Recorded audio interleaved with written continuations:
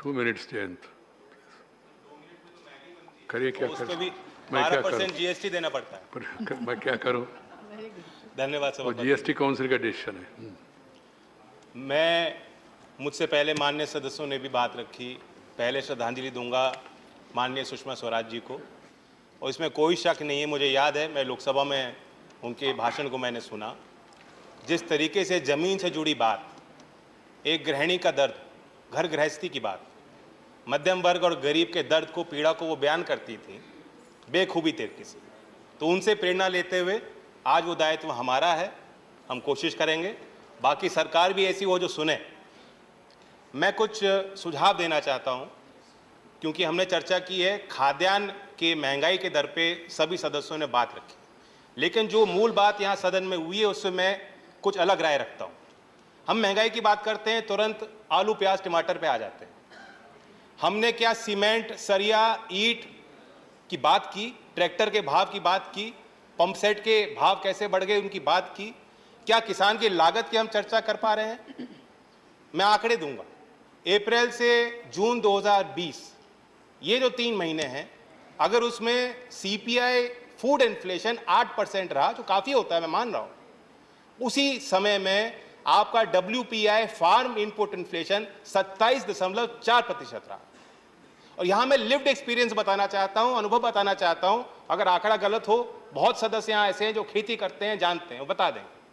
2014 में अगर 1 एकड़ के गेहूं के खेत पे ट्रैक्टर से आप जुताई करते, आपके औसतन 3,000 रुपए खर्च हो रहे थे। आज 8 साल बाद 5400 रुपए खर्च होते हैं। 1 एकड़ के धान की खेती आप करते, 300 रुपए का बीज आ जाता था, अब 600 रुपए लग रहे हैं। आपके खाद और दवाई पे अगर 3,000 रुपए 2014 में खर्च हो रहे थे 1 एकड़ के धान की खेती करने वाले किसान के लिए, आज 6,000 रुपए तक वो आंकड़ा पहुंच गया। तो हम सिर्फ महंगाई की बात करें, ठीक है, टॉप है, आपने स्कीम बनाई, 2018 में 500 करोड़ दिए। सवाल बनता है कि उस संसाधन का क्या प्रयोग हुआ? क्या हमने खाद्य प्रसंस्करण की इंडस्ट्री को, फूड प्रोसेसिंग को बढ़ावा दिया है?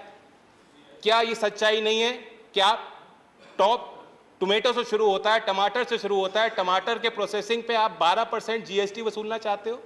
क्या ये सच्चाई नहीं है कि पोटैटो को प्रोसेस करने के लिए अगर आप चिप्स बनाएंगे, नमकीन बनाएंगे, तो उस पर भी आप 12% जीएसटी वसूलना चाहते हो? ये भी एक कारण है कि जो फूड इन्फ्लेशन है वो बेकाबू हो रहा है। मैं आग्रह करूंगा, वित्त मंत्री को मैं सुझाव देना चाहता हूं कि अगर आप सीपीआई में जो वेटेज है फूड का, अगर आप उसे घटा देंगे तो ये जो चर्चाएं बेवजह होती हैं, आप पे भी दबाव कम होगा। आप तुलना कीजिए, जर्मनी में सीपीआई का वेटेज फूड का क्या है? 8.5%, ब्राजील में 25.5%, चाइना में 19.9%, पाकिस्तान में भी 35% है, हमारे यहाँ 46% है। इसलिए दूध का भाव 1 रुपये बढ़ जाएगा तो त्राही त्राही मच जाएगी, आप पे भी दबाव बन जाएगा और फिर आप व्यवहारिक फैसले नहीं ले पाती हो। हमने देखा है, दुनिया ने देखा।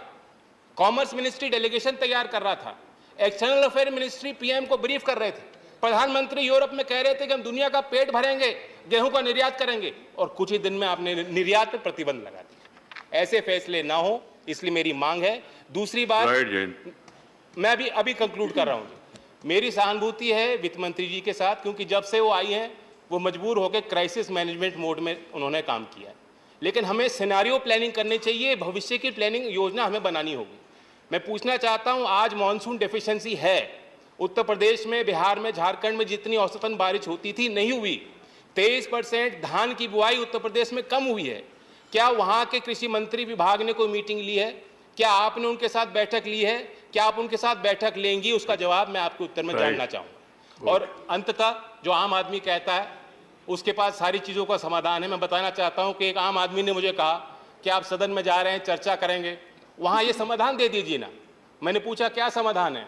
उसने कहा सरल है, ऐसी व्यवस्था बना दो, 5 साल तो सरकार रहेगी इनकी, ऐसी व्यवस्था बना दो कि हर 2-3 महीने में कहीं चुनाव करा दो और आप देखोगे सरकार डीजल, पेट्रोल, बिजली कोई भी भाव बढ़ने नहीं देगी। राइट, धन्यवाद। राइट। इन्होंने कोई राजनीति किया नहीं, सुझाव दिया, आप उसको स्वीकार करेंगे ना करेंगे?